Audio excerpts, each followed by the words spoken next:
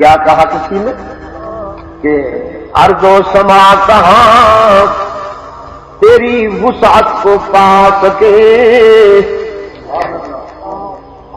ارض و سما کہاں تیری وسعت کو پا سکے،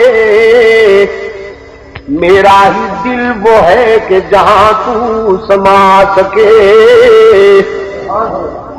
پہلا سبق لے کر حرا کی خلوتوں سے اللہ کا محبوب خانوادہ رحمت میں تشریف لایا۔ جسد اطہر سے سنسنی اور کپکپی تاری تھی۔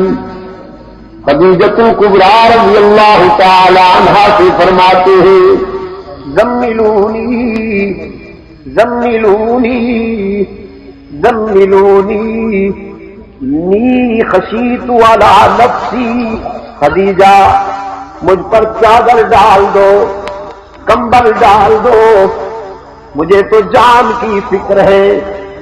خدیجہ نے چادر بھی ڈال دی، کمبل بھی ڈال دیا، پھر باوقار کا حیات بن کر سرہانے بیٹھ گئی، مد بھرے لہجے میں کہنے لگی، مد بھرے لہجے میں کہنے لگی کلا واللہ لا یخزیک اللہ ابدا انک لتصل الرحم وتحمل الکل وتکسب المعدوم وتقری الضیف وتعین علی نوائب الحق۔ میرے محبوب آپ کوئی لاوارث تو نہیں ہے، مجھے اس کی جلالت کی قسم ہے کہ اللہ کبھی آپ کو نقصان نہیں پہنچنے دے گا، کیونکہ آپ کے اخلاق یہ ہیں۔ خوشاب کے روشن ضمیروں، کائنات کے اس سب سے بڑے انسان کی رفیقہ حیات گواہی دے رہی ہے۔ بیوی کی شہادت سنیے، کہتی ہے انک لتصل الرحم وتحمل الکل وتکسب المعدوم وتقری الضیف وتعین علی نوائب الحق۔ آپ کے اخلاق یہ ہیں محمد کہ آپ صلہ رحمی کرنے والے ہیں، جو آپ سے توڑتے ہیں آپ ان سے جوڑتے ہیں، آپ گالیاں دینے والوں کو دعائیں دینے والے ہیں، آپ پتھر مارنے والوں کو دعائیں دینے والے ہیں، آپ کمزوروں کا بوجھ اٹھانے والے ہیں، آپ گمشدہ چیزیں لوگوں کے گھروں تک پہنچانے والے ہیں، آپ مہمان نواز ہیں، آپ سچائی کا پرچم اونچا رکھنے والے ہیں۔ تو جس کے یہ اخلاق ہوں وہ کبھی نقصان نہیں اٹھا سکتا۔ یہ بیوی کی شہادت تھی۔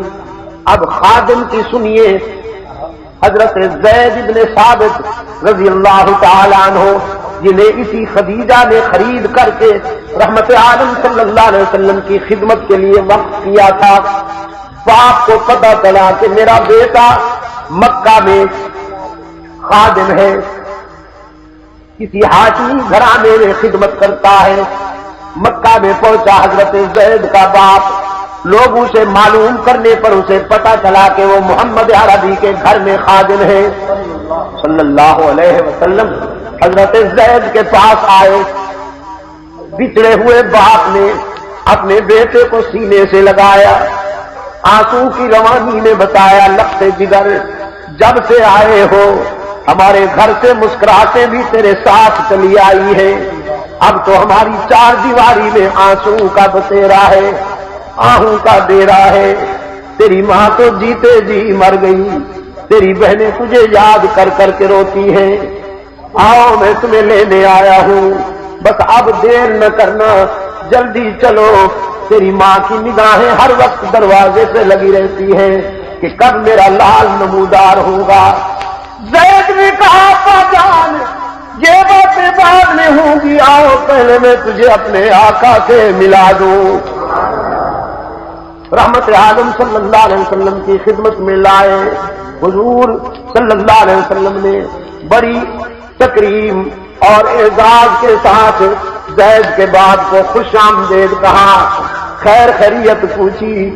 فدری شفقت کے مارے ہوئے باپ نے ساری کہانی سنا دی، میرا بیٹا عرصے سے بچھڑ گیا ہے، آج میں اسے لینے آیا ہوں، لیکن آپ کا خادم ہے، در خرید ہے، آپ اجازت دیں گے تو لے جا سکتا ہوں۔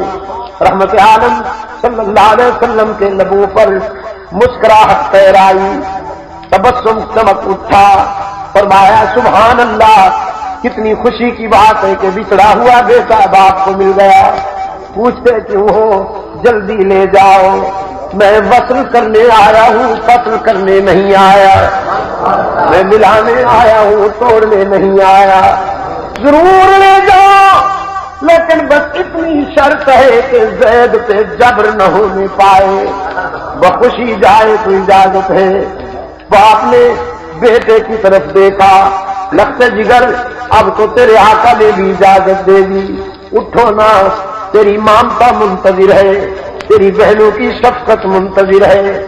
زید نے ایک نظر آقا کے چہرے کی طرف دیکھی، پھر باپ کی طرف دیکھا، پھر آقا کی طرف دیکھا اور کہا عقل و خرد کو چھو نہ سکا وہ تمام عمر، عقل و خرد کو چھو نہ سکا وہ تمام عمر، جادو تیری نگاہ کا جس پر بھی چل گیا۔ باپ سے کہتا ہے زید، میری ماں کو بھی سلام کہنا، میری بہنوں کو بھی سلام کہنا، میرے سارے رشتہ داروں کو سلام کہنا، لیکن یہاں سے کیسے جاؤں؟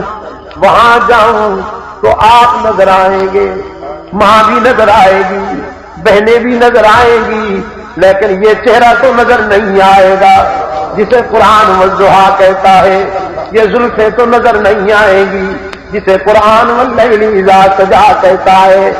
سب کو چھوڑ سکتا ہوں، سب کی جدائی سہ سکتا ہوں، لیکن رحمت عالم کے قدموں سے جدا نہیں ہو سکتا۔ یہ خادم کی گواہی تھی خوشاب والوں۔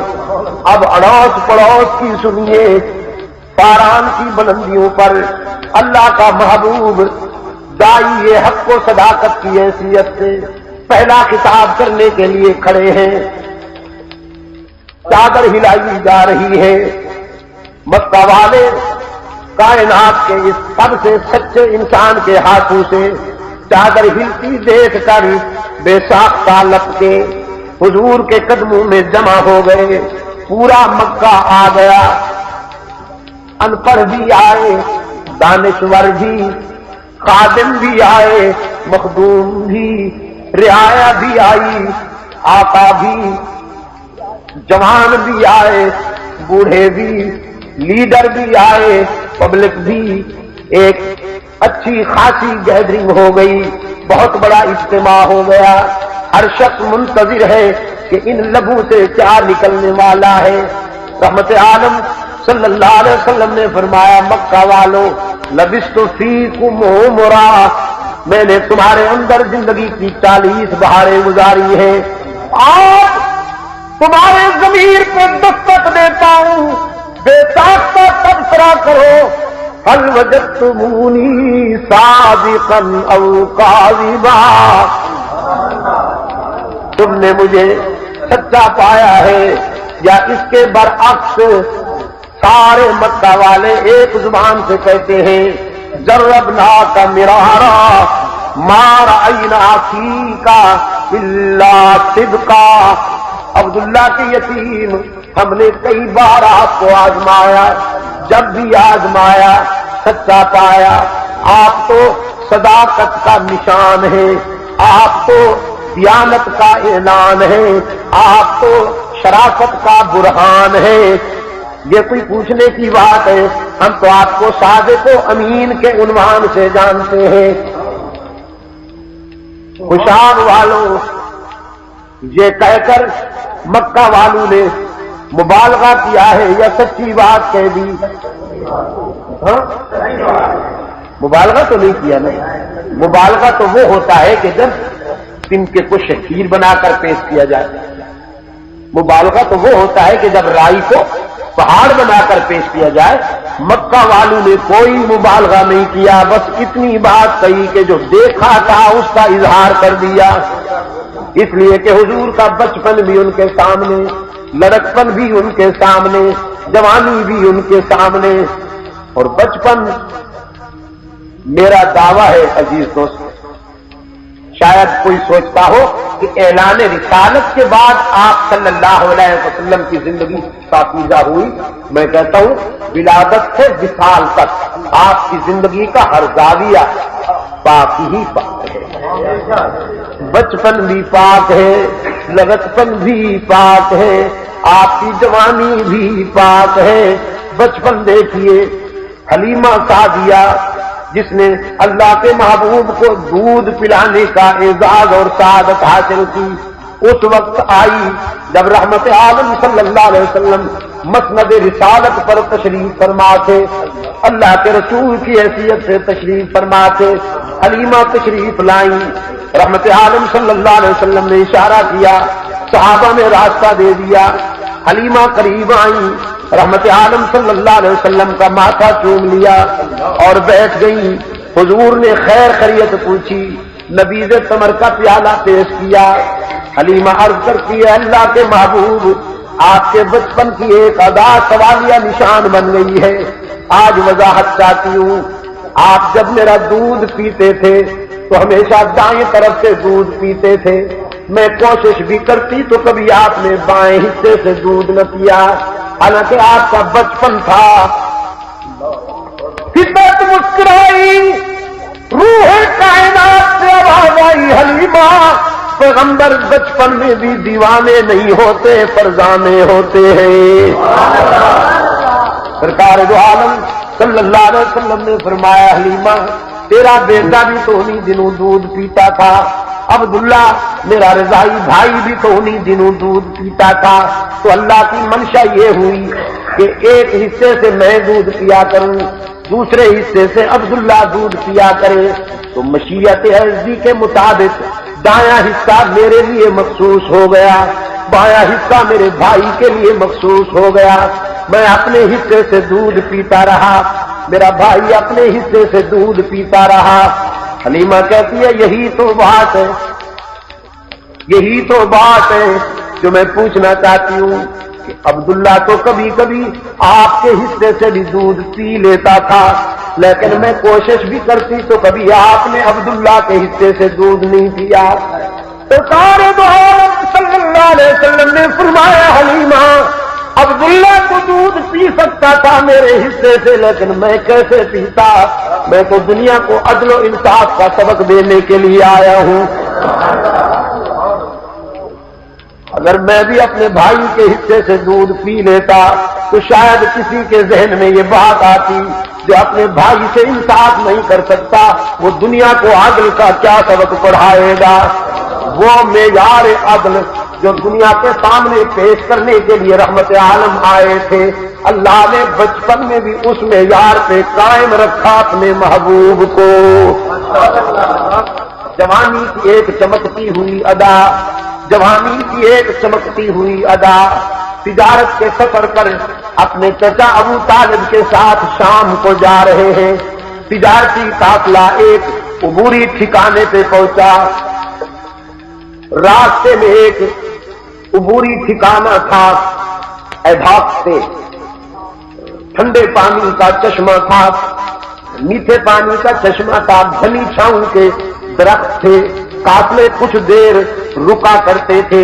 آج یہ قافلہ پہنچا جس میں اللہ کا محبوب آیا تھا۔ اس ٹھکانے کا اہتمام ایک عیسائی راہب کرتا تھا، بوڑھا بحیرہ راہب، سفید داڑھی، سفید بال، سفید ابرو۔ یہ قافلہ ایک درخت کے نیچے بیٹھا، بحیرہ اپنے مسکن کے بالائی حصے سے اتر کر نیچے آ گیا، قافلہ والوں سے کہنے لگا کہاں سے آئے ہو؟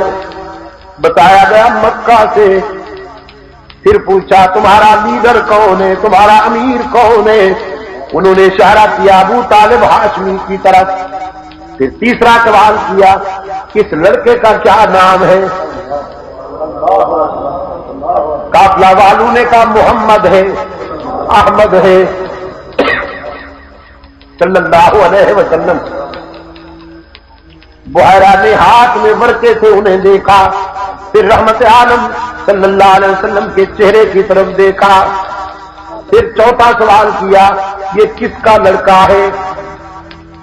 پہلے دوسرے جواب دے رہے تھے، اب ابو طالب متوجہ ہوا، کہنے لگا میرا لڑکا ہے۔ کیا بات ہے، تم تو بڑے سنجیدہ سوال کرتے چلے جا رہے ہو، میرا لڑکا ہے، کیا بات ہے؟ بحیرہ نے پھر ورقے دیکھے، رحمت عالم کے چہرے کی طرف دیکھا، کہنے لگا ابو طالب تم کہتے ہو آپ کا لڑکا ہے اور انجیل کہتی ہے اسے یتیم ہونا چاہیے، تو میں تیری بات مانوں یا انجیل کی بشارتوں پر ایمان قائم رکھوں؟ ابو طالب چونک گیا، کہنے لگا بحیرہ یہ تو واقعی یتیم ہے، میرے بھائی کا بیٹا ہے اور چچا باپ کی جگہ ہوا کرتا ہے، میں نے تو اس نسبت سے اپنا بیٹا کہا اور قربان جاؤں اس کے قدموں کی خاک پر، میں تو اسے بیٹوں سے بھی زیادہ پیار کرتا ہوں، لیکن تجھے کیسے پتا چل گیا کہ یہ یتیم ہے؟ یہ کیسے پتا چلا کہ یہ غیر معمولی ہستی ہے؟ بحیرہ کہنے لگا یہ قافلہ جب دور سے آتا دکھائی دیا، میں مکان کی چھت پہ بیٹھا دیکھ رہا تھا، تپتے ہوئے صحرا کے سینے پر ہزاروں قافلے آتے ہیں اور جاتے ہیں، لیکن آج یہ قافلہ بڑا عجیب تھا، میں نے دیکھا بادل کا ایک ٹکڑا اس قافلے کے سر پہ سایہ کیے ہوئے ساتھ ساتھ چل رہا ہے۔ میرا سسپینس بڑھا، تجسس بڑھا کہ اس قافلے میں وہ کون ہے جس کے لیے قدرت نے یہ اہتمام کیا ہے، تو یہ لڑکا قافلے سے ہٹ کر چلنے لگا، میں نے دیکھا بادل کا وہ ٹکڑا اسی کے سر پہ سایہ بند ہو گیا، محمد تھا نا صلی اللہ علیہ وسلم۔ کتنی پیاری بات کہی ہے میرے آقا کے حسن و جمال کی کہ یہ امامہ کی سجاوٹ، یہ جبین روشن، یہ قبائے عربی اور یہ نیچا دامن، مردہ بھی دیکھے تو کرشات غریبان کفن، اٹھ چلے قبر سے بےتاب زباں پر یہ سخن، مرحبا سید مکی مدنی العربی، دل و جاں بعد ہدایت کے عجب خسل کبھی، منم بے دل بجمال تو عجب حیرانم، اللہ اللہ کہ جمالت بدی بلا جبی، چشم رحمت بخشا سوئے من انداز نظر، اے قریشی لقبی ہاشمی و مطلبی۔ بحیرہ کہتا ہے جب یہ قافلہ قریب آیا میں نے اس بچے کے چہرے کے نقوش کا مطالعہ کیا، مجھے انجیل کی ساری بشارتیں جلوہ افروز نظر آئیں۔ رحمت عالم کا دامن پکڑ لیتا ہے وہ بوڑھا، کہنے لگا محمد راہ حق میں بہت ستائے جاؤ گے، سچائی کے راستے پر چلنے والوں کے ساتھ جو کچھ ہوا کرتا ہے تیرے ساتھ بھی وہی ہوگا، تیرے راستے میں لوگ کانٹے بچھائیں گے، سوشل بائیکاٹ کیا جائے گا، تجھ پر پتھر پھینکے جائیں گے، تیر پھینکے جائیں گے، اے کاش کہ میں اس وقت تک زندہ رہتا، جو تیر تجھ پہ پھینکا جاتا میں اپنے سینے میں لیتا، جو پتھر تجھ پہ پھینکا جاتا میں اپنے سر پہ سہتا، لیکن کہاں زندہ رہوں گا، چراغ سحری ہوں، قبر میں قدم لٹکائے بیٹھا ہوں، لیکن گواہی دیتا ہوں کہ تو اللہ کا آخری رسول ہے، حشر میں مجھے بھی اپنے غلاموں میں شمار کرنا۔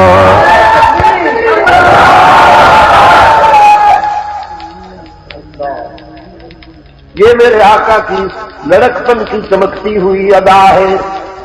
اب جوانی کی سنیے، مکہ کے ایک بڑے گھرانے میں شادی ہو رہی تھی، رقص و سرود کا اہتمام تھا، گانے ناچنے والے آئے ہوئے تھے، ہم عمر نوجوان جمع ہو گئے عبداللہ کے یتیم کے امداد، کہنے لگے ہم بھی چلے گے، آپ کو بھی لے جائیں گے۔ رحمت عالم صلی اللہ علیہ وسلم نے فرمایا یہاں گانا بجانا ہو وہاں محمد نہیں جا سکتا، صلی اللہ علیہ وسلم جہاں گانا بجانا ہو وہاں میں نہیں جایا کرتا، میرا ذوق یہ گوارا نہیں کرتا۔ ہم عمر نوجوانوں نے حجت کی، کہنے لگے جب ہم جاتے ہیں تو آپ کیسے نہیں جائیں گے، ہم تو لے کر ہی جائیں گے۔ ان کا اصرار بڑھا، رحمت عالم کا انکار بڑھا، نیند طاری کر دی۔ وہ کہتے ہیں چلیے، حضور اونگ رہے ہیں۔ انہوں نے سمجھا شاید بچنے کے لیے بہانہ ہو رہا ہے، کیونکہ چلنا نہیں چاہتے تھے اس لیے بہانہ ہو رہا ہے۔ سب نے فیصلہ کیا اٹھا کے لے جائیں گے، ہم 10-12 ہیں، یہ اکیلے ہیں، اٹھا کے لے جائیں گے۔ سب نے آستینیں چڑھا لی۔ رحمت عالم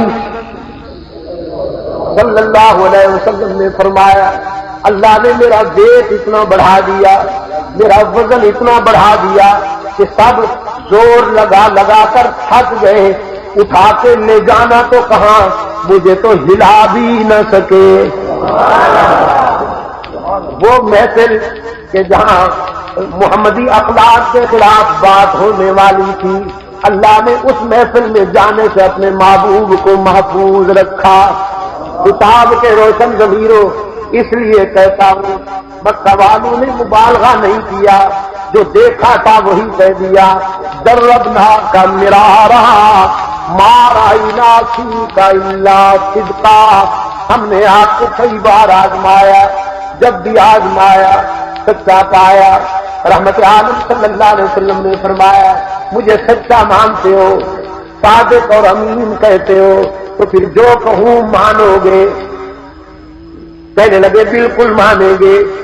جیسے ابھی ہمارے عزیز فرما رہے تھے، سرکار دو عالم صلی اللہ علیہ وسلم نے پرکھنے کے لیے ایک مثال دی، اس پہاڑ کے پیچھے اگر کہوں دشمن حملہ کرنے کو تیار بیٹھا ہے تو مان لو گے؟ لیڈروں نے ایک دوسرے کی طرف دیکھا، کہنے لگے ہماری تو داخلہ خارجہ پالیسیاں بڑی مستحکم ہیں، قبائل کے ساتھ ہمارا اتحاد ہے، آج ہم سے حملہ کون کر سکتا ہے؟ سرکار دو عالم صلی اللہ علیہ وسلم نے فرمایا اگر میں کہوں تو مانو گے کہ نہیں؟ مکہ والے کہنے لگے ضرور ماننا پڑے گا، اس لیے کہ یہ زبان ہی ایسی ہے کہ اس سے کبھی جھوٹ نکلا ہی نہیں۔ رحمت عالم صلی اللہ علیہ وسلم نے فرمایا اچھی بات ہے، تو پھر میں تمہیں آج یہ کہنا چاہتا ہوں کوئی جنگی ساز و سامان سے لیس دشمن حملہ کرے، تمہاری آبادیوں کو ویرانہ بنا دے، تمہارے بچوں کو یتیم بنا دے، تمہاری بیٹیوں کے سر سے چادریں چھین لے، تمہاری بہنوں کے دوپٹے اتار لے، تمہارے خون کی ندیاں بہا دے، تمہاری لاشوں کے انبار لگا دے، اتنا نقصان اس سے نہیں ہوگا جتنا نقصان تمہارے ہرجائی پن سے ہوگا۔ وہ حلوائیوں شیدائی بن جاؤ، کہو میں بھی کہتا ہوں قولوا لا الہ، پھر یہ الا اللہ کی جلدی نہ کیجیے، ذرا لا کا جھاڑو پھر جانے دیجیے، اگر صفائی تو ہو جائے، برتن صاف ہو جائے نا، پھر الا اللہ کی بہار آئے گی۔ ہاں ذرا خلوت تو ہو جائے نا، خلوت تو ہو جائے، پھر محبوب ڈیرے لگائے گا۔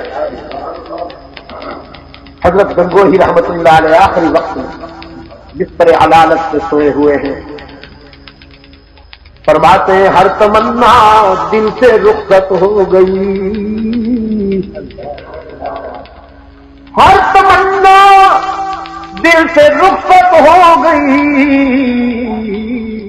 اب تو آجا اب تو خلوت ہو گئی۔ ذرا لا کا جھاڑو پھر جائے تو پھر بات بنے نا۔ قولوا لا الہ میں بھی کہتا ہوں تم بھی کہو قولوا لا الہ